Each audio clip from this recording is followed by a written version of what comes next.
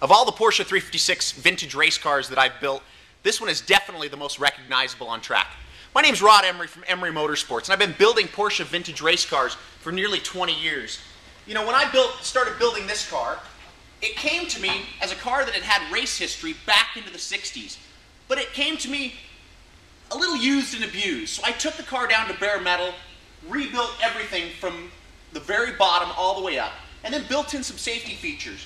We put a modern fuel cell in it, as well as a complete fire system and an integrated roll cage to be able to give the car the strength and rigidity that it needs.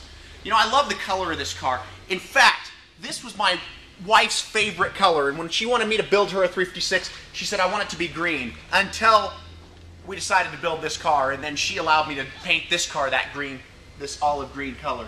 You know, this car has a lot of really neat things. A spider windshield, a side headrest and fairing. With that integrated roll bar, that headrest and fairing look great together. Then as you come to the back, I did some hand-formed louvers, where I actually reversed the louvers, kind of similar to the way some of the early Spiders were. And then removed all the inner structure on the deck lid to just, you know, lighten things up a little bit with flip-over hinges. The motor was built by Ace 356. Now this is a 1620cc engine with a very good mild cam in it, so that it has plenty of mid-range torque and top end.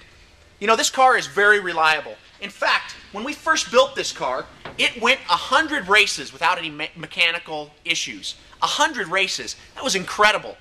Since then, it's been a very reliable car that has been racing all over North America. It's even been to New Zealand to race. So hey, if you're looking for a vintage race car, this 1960 Porsche 356 Roadster is exactly what you need to not only look good, but be good and be at the front of the pack.